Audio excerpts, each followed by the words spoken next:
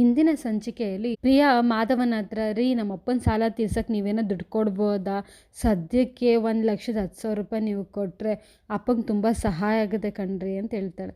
ಅದಕ್ಕೆ ಮಾಧವ ಅಷ್ಟೊಂದು ದುಡ್ಡು ನನ್ನ ಹತ್ರ ಇಲ್ಲ ಪ್ರಿಯಾ ಅಂತ ಹೇಳ್ತಾಳೆ. ಅದಕ್ಕೇ ಪ್ರಿಯಾ ನಿಮ್ಮ ಆಫೀಸಲ್ಲಿ ಏನಾದರೂ ಕೇಳ್ಬೋದಾ ಅಂತ ಕೇಳ್ತಾಳೆ. ಅದಕ್ಕೆ ಮಾಧವ ಅಷ್ಟೊಂದು ದುಡ್ಡು ಎಲ್ಲಿಂದ ಅರೇಂಜ್ ಆಗುತ್ತೆ ಅಂತ ಹೇಳಿದ್ಕೇ ಪ್ರಿಯಾ ಅಡ್ವಾನ್ಸ್ ಅಂತ ಹೆಂಗಾದರೂ ಕೇಳ್ಬೋದಾ ರೀ, ಹೆಂಗಾದರೂ ಮಾಡಿರಿ, ಇದೇನು ದುಡ್ಡು ಏನಾದರೂ ಕೊಟ್ಟರೆ ನಾನು ನಮ್ಮಪ್ಪ ನಮ್ಮಮ್ಮ ನಮ್ಮ ತಂಗಿ ಎಲ್ಲರೂ ಋಣಿಯಾಗಿರ್ತೀವಿ ಕಣ್ರಿ, ಪ್ಲೀಸ್ ನಿಮ್ಮ ಸಹಾಯನ ನಾನು ಯಾವತ್ತೂ ಮರೆಯಲ್ಲ ಕಣ್ರಿ, ಪ್ಲೀಸ್ ರೀ ಇದೊಂದು ಸಹಾಯ ಮಾಡಿರಿ, ಇದಾದಮೇಲೆ ನಾನು ನಿಮ್ಮನ್ನೇನು ಹೇಳಲ್ಲ ಕಣ್ರಿ, ಪ್ಲೀಸ್ ರೀ ಅಂತ ಹೇಳ್ತಾಳೆ.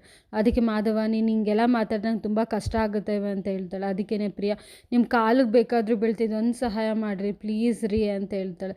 ಅದಕ್ಕೆ ಮಾಧವ ನೀನು ಏನು ಮಾಡ್ತಿದ್ಯಾ ಪ್ರಿಯಾ, ನೀನು ಬಾಯ್ಲಿ ಕೂತ್ಕೋ, ನೀನು ನಾನು ಹೆಂಡ್ತಿ, ನೀನು ಇಷ್ಟೆಲ್ಲ ಕೇಳ್ಕೊಬೇಕಾ ನೀನು, ಸರಿ ಬಿಡು ನಾನೇನೋ ಅಡ್ಜಸ್ಟ್ ಮಾಡ್ತೀನಿ, ನಿಮ್ಮಪ್ಪ ಅಮ್ಮ ನಮ್ಮಪ್ಪ ಅಮ್ಮ ಇದ್ದ ಹಾಗೆ ಆಫೀಸಲ್ಲಿ ನಾನು ಒಂದ್ಸಲ ಟ್ರೈ ಮಾಡ್ತೀನಿ, ನಾನು ಆದರೆ ದುಡ್ಡು ಸಿಗುತ್ತೆ ಅಂತ ಏನೂ ಗ್ಯಾರಂಟಿ ಇಲ್ಲ, ಮತ್ತು ನನ್ನ ಕಡೆಯಿಂದಂತೂ 100% ಎಫರ್ಟ್ ಹಾಕ್ತೀನಿ, ನೋಡೋಣ ಯಾವತ್ತು ಏನಾಗುತ್ತೋ ನೋಡೋಣ ಅಂತ ಹೇಳ್ತಾನೆ. ಅದಕ್ಕೆ ಪ್ರಿಯಾ ಸರಿ ರೀ ಟ್ರೈ ಮಾಡಿ, ಆದರೆ ಇದನ್ನು ಮನವಿ ಅಂತಾದರೂ ಅಂದ್ಕೊಳ್ಳಿ ಅಂತಂದಾಗ ಮಾಧವ ಏನು ಅಂದಾಗ ಈ ವಿಷಯ ನಮ್ಮ ಮನೇಲಿ ಯಾರಿಗೂ ಗೊತ್ತಾಗೋದು ಬೇಡ ರೀ ಅಂತ ಹೇಳ್ತಾಳೆ.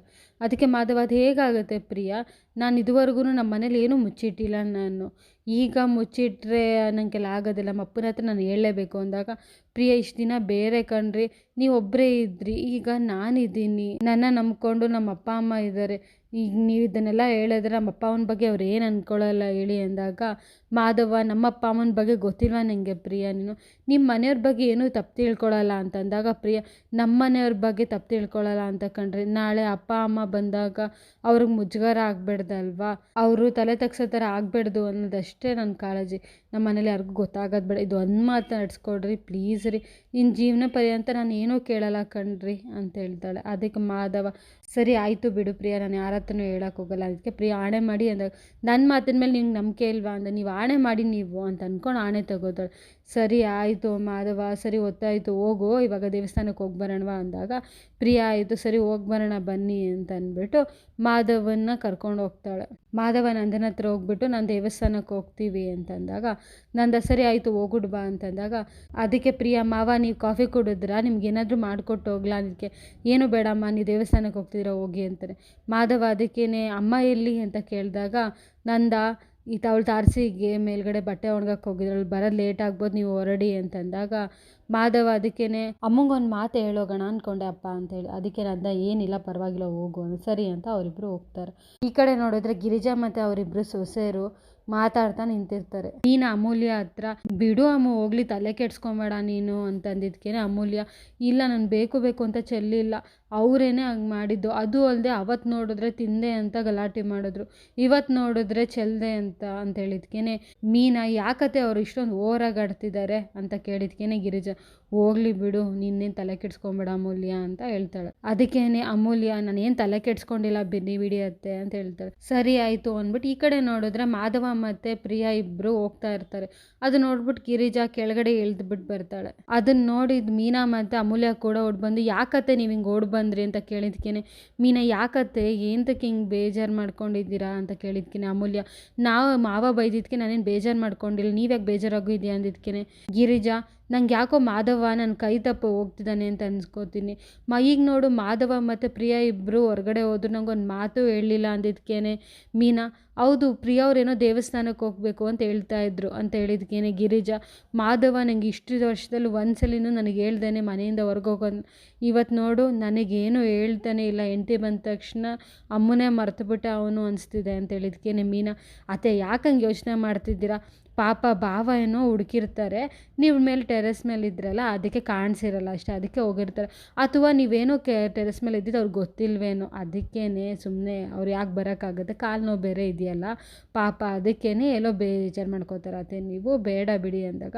ಗಿರಿಜಾ ಅದಕ್ಕೆ ನಂಗೆ ಯಾಕೋ ನಮ್ಮ ಮಾಧವ ನಮ್ಮ ಪ್ರಿಯನ ದಾರಿ ಹಿಡಿದ್ಬಿಟ್ಟು ನಮ್ಮನ್ನು ಮರ್ತೋಗ್ಬಿಟ್ಟಿದ್ದಾನೆ ಅಂತ ಬಲವಾಗಿ ಹೇಳ್ತಿದ್ದೆ ಕಣೆ ಅಂತ ಹೇಳ್ತಾಳೆ. ಅದಕ್ಕೇ ಮೀನಾ ಹೋಗ್ಲಿ ಬಿಡಿಯತ್ತೆ ಅಂತ ಗಿರಿಜಾ ಅಳ್ತಿರ್ತಾಳೆ. ಈ ಕಡೆ ನೋಡಿದ್ರೆ ಏಂತಕ್ಕೆ ಹಂಗೆ ನಿಂತ್ಕೊಂಡಿದ್ದೀರಾ ಅಂತ ಹೇಳಿದಾಗ ಚಂದ್ರಕಾಂತೆ ಹೆಂಡ್ತಿ ಅಲ್ಲ ನೀವು ಲಾಕಲ್ಲಿ ಒಡವೆ ಇದೆಯೋ ಇಲ್ವೋ ಅಂದರೆ ನೀವೆಲ್ಲಾದರೂ ಇಟ್ಬಿಟ್ಟು ಮರ್ತೋಗ್ಬಿಟ್ಟಿದ್ದೀರೇನೋ, ಒಳಗಡೆ ಹೋಗಿ ಒಡವೆ ಹಾಕೊಂಬರಕ್ಕೆ ಇಷ್ಟೊಂದು ಯೋಚನೆ ಮಾಡ್ತಿದ್ದೀರಲ್ಲ ನೀವು ಏಂತಕ್ಕೆ ಅಂತ ಹೇಳಿದಾಗ ಅವ್ರ ಅತ್ತೆ ಸೂರ್ಯ ಒಂದೊಂದು ಟೈಮ್ ಹೆಂಗಸ್ರಿಗೆ ಒಡವೆ ಹಾಕೊಬೇಕು ಅಂತ ಅನ್ಸ್ಕೊಳ್ಳೋದಿಲ್ಲ, ಅದಕ್ಕೆ ಹಾಕೊಂಡಿಲ್ವೇನೋ, ಈಗೆಲ್ಲ ಬೇಕಾ ಇದು, ಈಗೇನು ಒಡವೆ ತಾನೇ ಹಾಕ್ಬೇಕಾಗಿರೋದು ಅಂದ್ಬಿಟ್ಟು ತನ್ನ ಸರನೇ ತೆಗೆದುಬಿಟ್ಟು ಅವಳಿಗೆ ಹಾಕ್ತಾಳೆ. ಆಮೇಲೆ ಅಲ್ಲ ನಿನಗೆ ಹೆಂಡ್ತಿ ಕಂಡ್ರೆ ಎಷ್ಟೊಂದು ಪ್ರೀತಿ ಅಲ್ವಾ ಅಂತ ಹೇಳಿಕ್ಕೆ ಸೂರ್ಯಕಾಂತು, ಅಲ್ಲ ಈಗ ಜನ ನೋಡಿದವ್ರು ಏನು ಅಂದ್ಕೊಳ್ಳಲ್ಲ ಅದಕ್ಕೇನೆ ಹೇಳಿದ್ದು ಅಂತ ಹೇಳ್ತಾನೆ.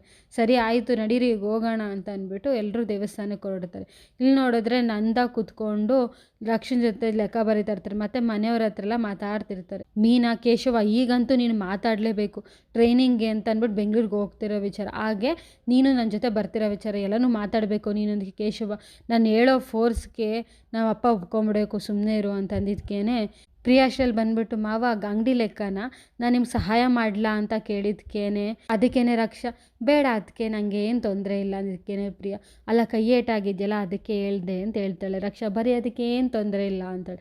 ಸರಿ ಆಯಿತು ಅಂದ್ಬಿಟ್ಟು ಪ್ರಿಯಾ ಸುಮ್ಮನೆ ಆಗ್ತಾಳೆ. ಆಮೇಲೆ ಗಿರಿಜಾ, ನಾವು ಮಾಧವನ ಮದುವೆ ನಿರ್ವಿಘ್ನವಾಗಿ ಆಗಿದ್ದರೆ ದೇವಸ್ಥಾನಕ್ಕೆ ಹೋಗ್ಬಿಟ್ಟು ಪೂಜೆ ಮಾಡಿಸೋಣ ಅಂದ್ಕೊಂಡಿದ್ವಲ್ಲ, ಈಗ ಅರ್ಕೆ ಎಲ್ಲ ತೀರಿಸ್ಕೊಬೇಕು, 1-2 ದಿನ ಹೋಗಿ ಬರಲ್ಲ ಅಂತ ಹೇಳ್ತಾಳೆ. ನಂದ ಸರಿ ಆಯಿತು ಹೋಗ್ಬಿಟ್ಟು ಬಾ, ಯಾರ ಜೊತೆ ಹೋಗಿ ಬರ್ತೀಯಾ ಅಂತ ಅಂದಿದ್ಕೇನೆ ಗಿರಿಜಾ ಮೀನನ್ನು ಕರ್ಕೊಂಡು ಹೋಗ್ತೀನಿ ಅಂದಾಗ, ಮೀನಾ ನನಗಾಗಲ್ಲ ಅತ್ತೆ, ನನಗೆ ಆಫೀಸಿಂದ ಟ್ರೈನಿಂಗ್ ಇದೆ, ಹಂಗನ್ಬಿಟ್ಟು ಬೆಂಗಳೂರಲ್ಲಿ ಟ್ರೈನಿಂಗ್ ಹೋಗ್ತಿದ್ದೀನಿ, ಅದೇ ವಿಚಾರ ನಮ್ಮ ಮಾವಂಗೆ ಹೇಳೋಣ ಅಂತ ಬರ್ತಿದ್ದೆ ನಾನು ಅಂತ ಹೇಳಿದ್ಕೇನೆ ಪ್ರಿಯಾ, ಅಲ್ಲ ನೀವು ಆಗಲೇ ಜಾಬ್ ಮಾಡ್ತಿದ್ರಲ್ಲ ಈಗೇನೋ ಟ್ರೈನಿಂಗ್ ಎಲ್ಲ ಅಂತ ಅಂತಾಳೆ. ಅದಕ್ಕೆ ಮೀನಾ, ಅಲ್ಲ ಪ್ರಿಯಾ ಅವರೇ, ನಾನೀಗ ಇರೋ ಜಾಬಿಂದ ಪ್ರಮೋಷನ್ ತೊಗೊಬೇಕು, ಬೇರೆ ಎಲ್ಲ ಕೆಲಸ ಮಾಡಬೇಕಾಗುತ್ತೆ, ಅದಕ್ಕೆ ಅಂತಲೇ ನನಗೆ ಟ್ರೈನಿಂಗ್ ಬೇಕಲ್ವ, ನಿಮ್ಮ ಫ್ರೆಂಡ್ಸ್ ಇದ್ದಾರಲ್ಲ ಗೌರ್ಮೆಂಟ್ ಕೆಲಸ ಮಾಡೋರು, ಅವ್ರನ್ನ ಒಂದ್ಸಲ ಕೇಳ್ಬಿಟ್ಟು ನೋಡಿ ಅಂತ ಹೇಳ್ತಾಳೆ. ಅದಕ್ಕೇನೆ ಪ್ರಿಯಾ, ಅಲ್ಲ ಈ ಟ್ರೈನಿಂಗೆಲ್ಲ ಈ ದೊಡ್ಡಬಳ್ಳಾಪುರದಲ್ಲೇ ತೊಗೊಂಬೇಡದಲ್ವ ಅಂದಿದ್ಕೇನೆ ಮೀನಾ, ಅಲ್ಲ ಟ್ರೈನಿಂಗ್ ಕೊಡ್ತಿರೋದು ಗೌರ್ಮೆಂಟ್ ಅವ್ರು, ನಮ್ಮ ಸಂಬಂಧಿಕರು ಇರಲ್ಲ ನೋಡಿ, ಅವ್ರು ಕೊಟ್ಟಿದ್ದ ಜಾಗಕ್ಕೆ ನಾವು ಹೋಗಬೇಕು, ಅಲ್ಲ ಬೇರೆ ಬೇರೆ ಕಡೆಯಿಂದನೂ ಬರ್ತಾರಲ್ವಾ, ಅಂದರೆ ಕಾಮನ್ ಪ್ಲೇಸ್ ಅಂದರೆ ಬೆಂಗಳೂರಲ್ವಾ, ಅದಕ್ಕೆ ಅಲ್ಲಿಗೆ ಹೋಗಬೇಕು ಅಂತಾಳೆ. ಅದಕ್ಕೇನೆ ನಂದ ಸರಿ ಆಯ್ತಾರೆ ನೀನು ಒಬ್ಬಳೇ ಹೋಗ್ತೀಯ ಅನ್ನೋಷ್ಟರಲ್ಲಿ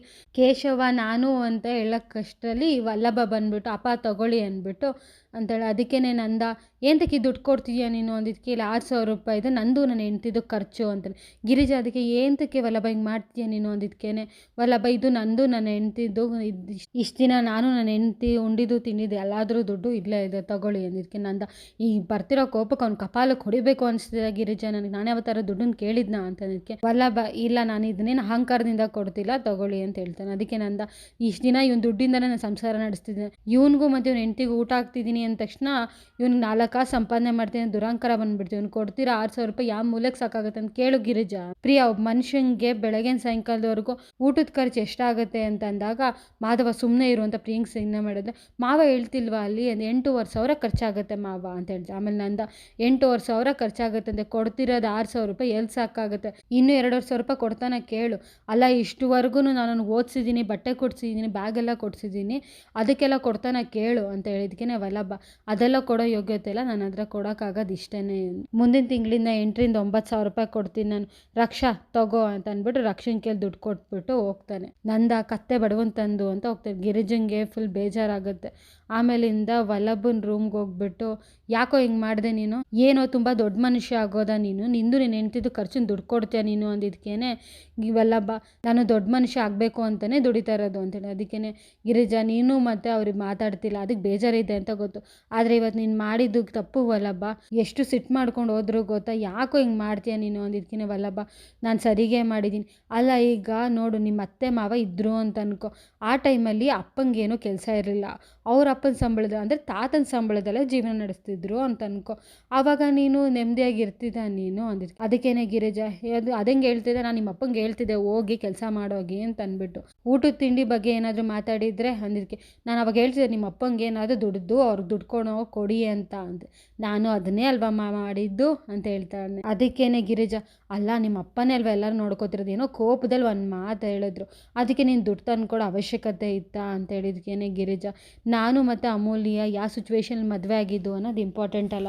ನನಗೆ ಅವಳಂದರೆ ಇಷ್ಟ ಇದೆಯೋ ಇಲ್ವೋ ಅದು ಇಂಪಾರ್ಟೆಂಟ್ ಅಲ್ಲ, ಆದರೆ ಅವಳು ನನ್ನ ಹೆಂಡ್ತಿನೇ, ಅವಳು ನನ್ನ ರೆಸ್ಪಾನ್ಸಿಬಿಲಿಟಿ, ಅವಳನ್ನ ನೋಡ್ಕೊಬೇಕಾಗಿರೋದು ನನ್ನ ಜವಾಬ್ದಾರಿ, ಅವಳಿಗೆ ನೋವಾದರೆ ಆ ನೋವು ನಂದು, ಅವಳಿಗೆ ಬೇಜಾರಾದರೆ ಆ ಬೇಜಾರು ನಂದು, ಅವಳಿಗೆ ಅವಮಾನ ಆದರೆ ನನಗೂ ಪಾಲಿದೆ.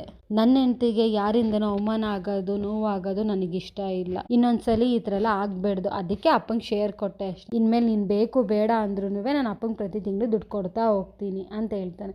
ಅದಕ್ಕೆ ಗಿರಿಜಾ ಅದನ್ನು ಕೇಳಿ ಫುಲ್ ಖುಷಿ ಪಡ್ತಾಳೆ. ಹೊರಗಡೆ ಬಂದು ನೋಡಿದ್ರೆ ಅಮೂಲ್ಯ ನಿಂತಿರ್ತಾಳೆ. ನೀ ಏನು ಮಾಡ್ತಿದ್ಯಾ ಇಲ್ಲಿ, ಕಾಲೇಜಿಗೆ ಲೇಟ್ ಆಯಿತು ಬಾ ಅಂತ ಅಂದ್ಬಿಟ್ಟು ಹೋಗ್ತಾನೆ.